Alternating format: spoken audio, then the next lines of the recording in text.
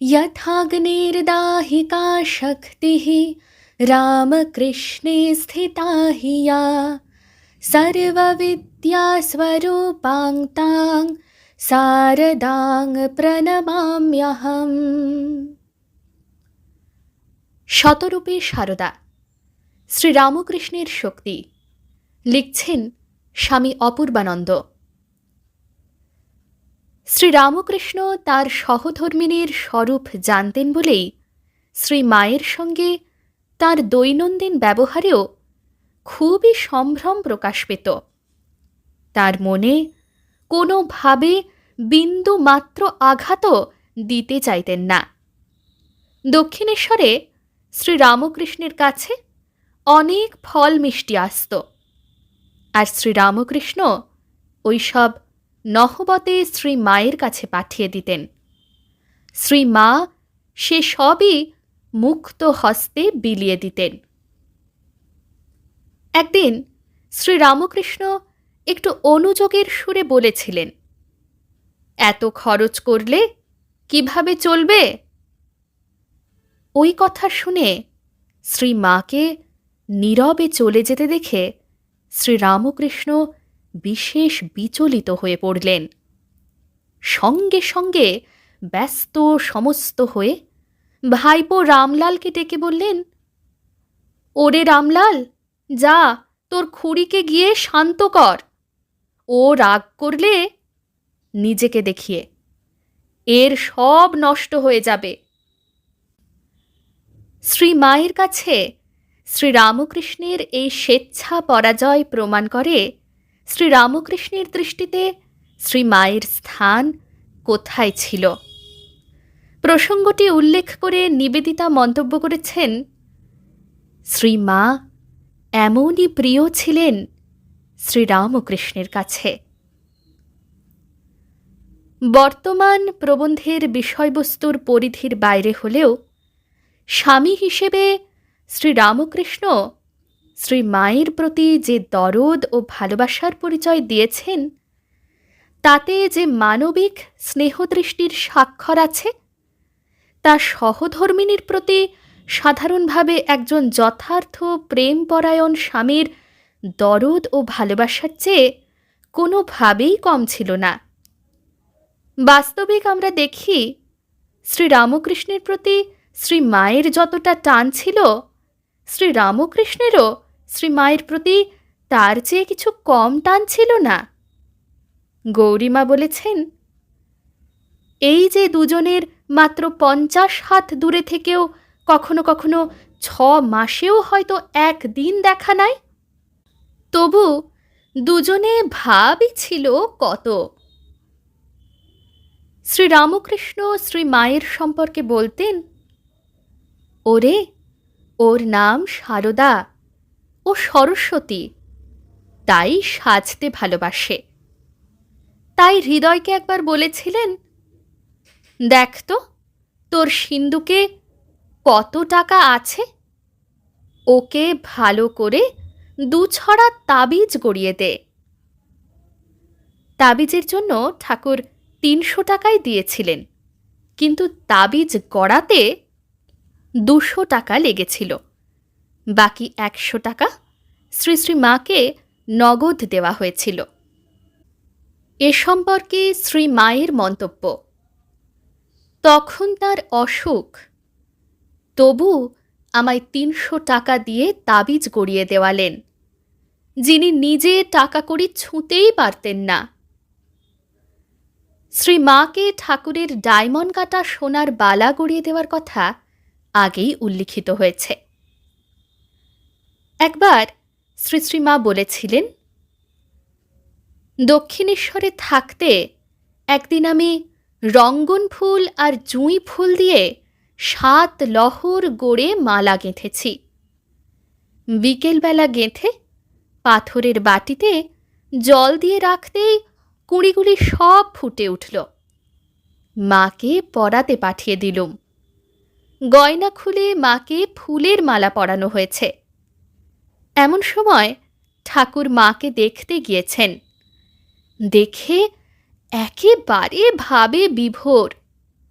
বারবার বলতে লাগলেন, আহা, কালো রঙে কি সুন্দরী মানিয়েছে। জিজ্ঞাসা করলেন, কে এমন মালা গেঁথেছে? আমি গেঁথে পাঠিয়েছি একজন বলাতে তিনি বললেন, আহা, তাকে একবার ডেকে নিয়ে এসো গো, মালা পরে মায়ের কি রূপ খুলেছে একবার দেখে যাক। বৃন্দে ঝি গিয়ে আমায় ডেকে নিয়ে এলো। মন্দিরের কাছে আসতেই দেখি বলরামবাবু, সুরেনবাবু এরা সব মায়ের মন্দিরের দিকে আসছেন। আমি তখন কোথায় লুকুই? বৃন্দের আঁচলটি টেনে ঢাকা দিয়ে তার আড়ালে পিছনের সিঁড়ি দিয়ে উঠতে গেলুম। ওমা, ঠাকুরদা জানতে পেরে বলছেন, ওগো, ওদিক দিয়ে উঠো না, সেদিন এক মেছুনি উঠতে গিয়ে পা পিছলে পড়ে মরেছে, সামনের দিক দিয়ে এসো না। তাঁর ওই কথা শুনে বলরামবাবুরা সরে দাঁড়ালেন। গিয়ে দেখি মায়ের সামনে ঠাকুর ভাবে প্রেমে গান ধরে দিয়েছেন। ঠাকুরের মর্তলীলার অবসানের পরে শ্রী মায়ের ভরণপোষণের কি হবে সে কথাও ঠাকুর গভীরভাবে ভেবেছেন। তিনি অত ত্যাগী হলেও একদিন শ্রী মাকে জিজ্ঞাসা করলেন, তোমার ক টাকা হলে হাত খরচ চলে? মা বললেন, এই ৫-৬ টাকা হলেই চলে। তারপর প্রশ্ন করলেন, বিকেলে কখানা রুটি খাও? শ্রীমা খুব লজ্জা পেলেন, খাবার কথা কি করে বলবেন। এদিকে শ্রীরামকৃষ্ণ বারবার প্রশ্ন করায় তিনি বললেন, এই ৫-৬খানা খায়। ঠাকুর খরচের পরিমাণ হিসাব করে বললেন, তাহলে ৫-৬০০ টাকায় তোমার খুব চলে যাবে। পরে তিনি ওই পরিমাণ টাকা বলরামবাবুর নিকট গচ্ছিত রাখেন। বলরামবাবু ওই টাকা জমিদারিতে খাটিয়ে ৬ মাস অন্তর ৩০ টাকা সুদ শ্রীমাকে পাঠিয়ে দিতেন।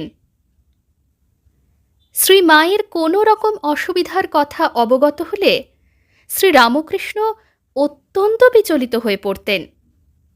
একবার শ্রীমায়ের মাথা ধরলে শ্রীরামকৃষ্ণ খুবই উদ্বিগ্ন হয়ে পড়েন এবং বারবার রামলাল দাদাকে জিজ্ঞাসা করতে থাকেন, ওরে রামলাল, মাথা ধরল কেন রে? শ্রীমা বলেছেন, তিনি অর্থাৎ শ্রীরামকৃষ্ণ কখনো আমাকে তুই পর্যন্ত বলেননি। দক্ষিণেশ্বরে একদিন শ্রীরামকৃষ্ণের ঘরে তিনি খাবার নিয়ে গেছেন। শ্রীরামকৃষ্ণ তা খেয়াল করেননি। যথাস্থানে খাবার রেখে শ্রীমা চলে আসছেন। এমন সময় শ্রীরামকৃষ্ণ তাঁর ভ্রাতুষ্পুত্রী লক্ষ্মী খাবার দিয়ে গেলেন মনে করে বললেন, দরজাটা ভেজিয়ে দিয়ে যাস। শ্রীমা বললেন, আচ্ছা। শ্রীরামকৃষ্ণ শ্রী মায়ের গলার স্বর শুনে চমকে উঠে বললেন, আহা, তুমি? আমি ভেবেছিলাম লক্ষ্মী, কিছু মনে করো না। এমনভাবে বললেন যেন কত অপরাধ করে ফেলেছেন। দিয়ে যাস বলেছিলেন, তার জন্যই এত সংকোচ। পরদিন পর্যন্ত নহবতের সামনে গিয়ে শ্রী মাকে বললেন, দেখো গো, সারা রাত আমার ঘুম হয়নি ভেবে ভেবে, কেন এমন রূঢ় বাক্য বলে ফেললুম। এখানে উল্লেখ করা যেতে পারে যে তদানীন্তনকালে গ্রামাঞ্চলে বহু ভদ্রবংশীয় পুরুষরাও স্ত্রীকে তুই বলতে অভ্যস্ত ছিলেন এবং তার মধ্যে অশালীন কিছু আছে বলে মনে করাও হতো না। শ্রীমা বলছেন, আহা, তিনি আমার সঙ্গে কি ব্যবহারই করতেন, একদিনও মনে ব্যথা পাবার মতো কিচ্ছু বলেননি, কখনো ফুলটি দিয়েও ঘা দেননি। স্বয়ং ঈশ্বর রূপে পূজিত হলেও এবং অধিকাংশ সময় আত্মভাবে বিভোর থাকলেও শ্রী মায়ের প্রতি সম্ভ্রম প্রদর্শনে এবং সৌজন্য প্রকাশের ব্যাপারে শ্রীরামকৃষ্ণকে সর্বক্ষণ সচেতন থাকতে দেখা যেত। সারদা দেবী তাই বলতেন, ঠাকুর যার পরনের কাপড়ের ঠিক থাকত না, তাঁরই আমার জন্য কত চিন্তা। শ্রীরামকৃষ্ণ শ্রী মাকে কত সম্ভ্রমের দৃষ্টিতে দেখতেন সে সম্পর্কে শ্রীরামকৃষ্ণ নিজেই একদিন ভক্তের কাছে বলেছিলেন যে শ্রী মা তার পায়ে হাত বুলিয়ে দেবার পর শ্রীরামকৃষ্ণ আবার তাকে নমস্কার করতেন। আবার দেখা যায় শ্রী মা তার জন্য খাবার নিয়ে আসলে শ্রীরামকৃষ্ণ মা ব্রহ্মময়ী, মা ব্রহ্মময়ী বলে সম্ভ্রম ভরে উঠে দাঁড়াচ্ছেন। শুধু যে শ্রীরামকৃষ্ণই নিজে শ্রী মায়ের প্রতি সম্ভ্রম ও সৌজন্য প্রকাশের ব্যাপারে সদা সতর্ক ছিলেন তাই নয়, অপরেও যাতে তাঁর প্রতি আচরণে কোনোভাবে অসম্মান বা অশ্রদ্ধা প্রদর্শন না করে সে বিষয়েও সর্বদা সজাগ ছিলেন। এটা যে স্বামী হিসেবে স্ত্রীর প্রতি তার কর্তব্যবোধে করতেন তা কিন্তু নয়। শ্রী মায়ের স্বরূপ তার মনে সব সময় জাগরুক ছিল। তিনি জানতেন যদি কেউ স্বয়ং আদ্যাশক্তিকে অশ্রদ্ধা দেখায় তাহলে সে নিজেরই চরম অকল্যাণ ডেকে নিয়ে আসবে। হৃদয়, যিনি শ্রীরামকৃষ্ণের সাধনকালে ঐকান্তিক সেবা যত্নের দ্বারা তার শরীর রক্ষা করে রামকৃষ্ণ ভক্তমণ্ডলীর কাছে অশেষ কৃতজ্ঞতা ভাজন হয়ে রয়েছেন, তিনি সারদা দেবীর সঙ্গে প্রায়ই দুর্ব্যবহার করতেন। হৃদয় অবশ্য শ্রীরামকৃষ্ণের সঙ্গেও মাঝে মাঝে খারাপ ব্যবহার করতেন, তিনি সেসব সহ্য করে যেতেন। কিন্তু শ্রী মায়ের প্রতি দুর্ব্যবহার প্রসঙ্গে একদিন তাকে সাবধান করে বলেছিলেন, ওরে হৃদয়ে, নিজেকে দেখিয়ে, একে তুই তুচ্ছতাচ্ছিল্য করে কথা বলিস বলে ওকে অর্থাৎ শ্রী মাকে আর কখনো এমন কথা বলিসনি। এর ভেতরে যে আছে সে ফোঁস করলে হয়তো রক্ষা পেলেও পেতে পারিস, কিন্তু ওর ভিতরে যে আছে সে ফোঁস করলে তোকে ব্রহ্মা বিষ্ণু মহেশ্বরও রক্ষা করতে পারবেন না। এই প্রসঙ্গে আরও একটি ঘটনার কথা উল্লেখ করা যেতে পারে। শ্রীরামকৃষ্ণ তখন শ্যামপুকুরে, ভক্তেরা তাকে চিকিৎসার জন্য সেখানে নিয়ে গিয়েছেন।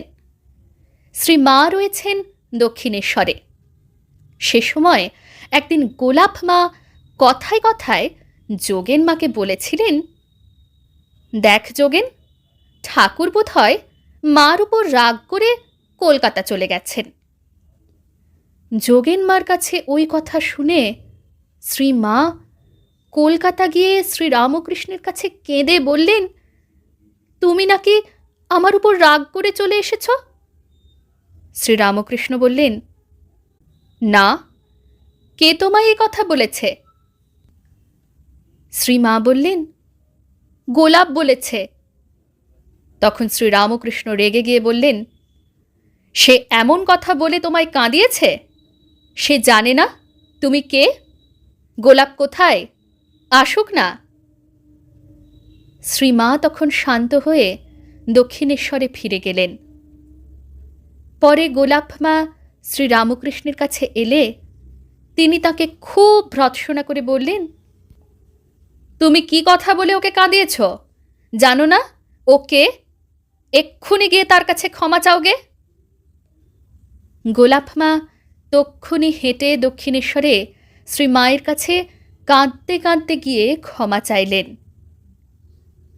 অন্য এক সময় শ্রীরামকৃষ্ণ বলেছিলেন, নহবতে যে আছে সে যদি কোনো কারণে কারো উপর বিরূপ হয়, তো তাকে রক্ষা করা আমারও সাধ্যাতীত। জননীং শারদাং দেবীং রামকৃষ্ণং জগদ্গুরুম পাদপদ্মে তয়ো শ্রিত্বা প্রণমামি মুহুর্মুহুঃ। জয় মা।